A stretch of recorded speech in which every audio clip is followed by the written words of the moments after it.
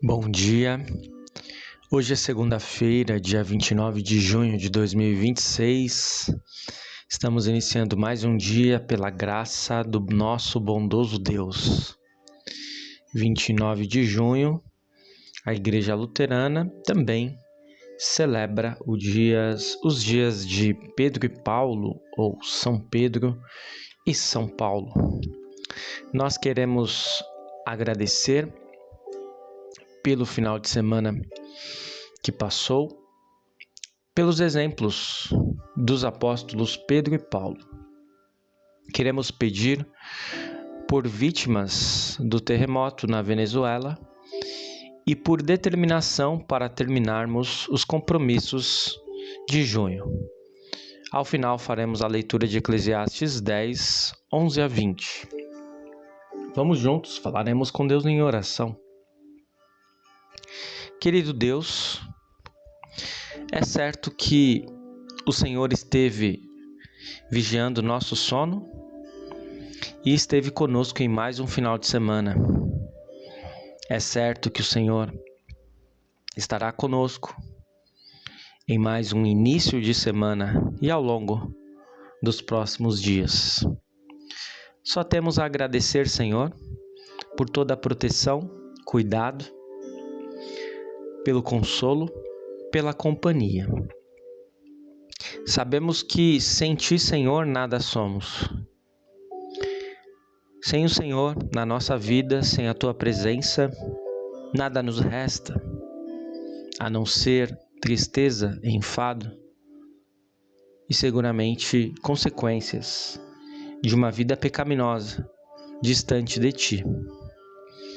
É por isso que podemos dar graças, Senhor, por tudo aquilo que nos ocorre, porque mesmo quando coisas que não gostamos ocorrem, lá o Senhor está conosco. Querido Deus, somos imensamente gratos por tudo aquilo que aconteceu neste final de semana, de bom, de ruim, de agradável, de feliz, mas também de desafiante. Neste dia de São Pedro e São Paulo, ou dos apóstolos Pedro e Paulo, nós podemos lembrar de seus exemplos. Talvez ao longo das Escrituras possamos ter uma impressão de que Pedro foi um homem apenas fraco, que negou Jesus e que falhou terrivelmente em vários momentos. Mas a verdade é que a tradição nos atesta que Pedro não foi apenas isso.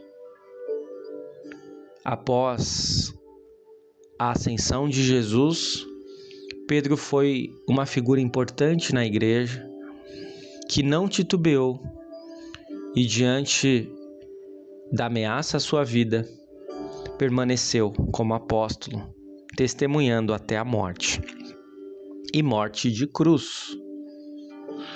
De acordo com a tradição, Senhor, ele quis ser crucificado de ponta cabeça, pois não se julgava digno de ser crucificado da mesma forma que seu Salvador. De modo semelhante, o apóstolo Paulo também padeceu o martírio, sendo executado em Roma.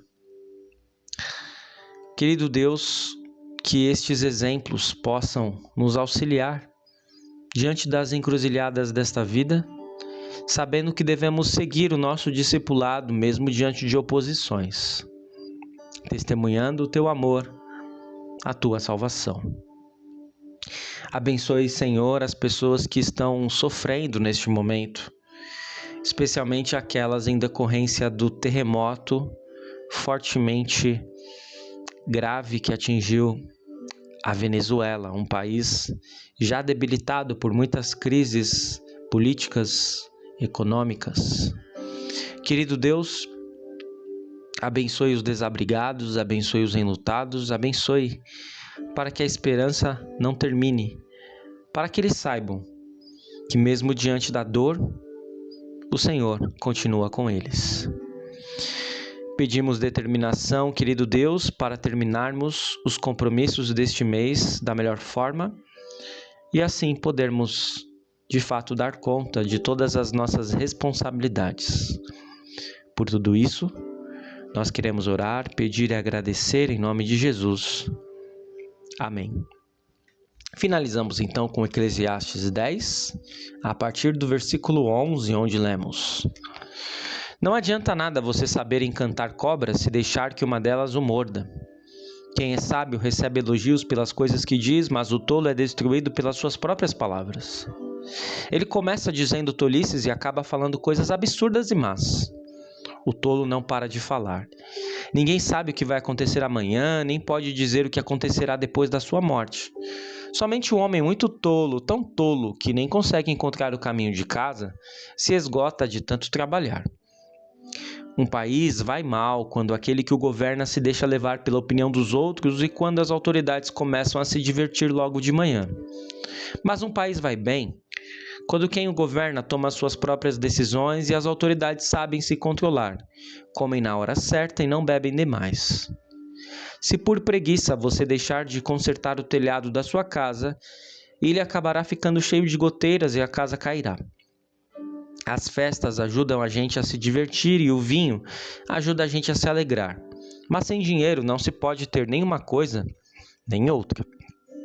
Não critique o governo, nem mesmo em pensamento, e não critique o homem rico, nem mesmo dentro do seu próprio quarto, pois um passarinho poderia ir contar a eles o que você disse.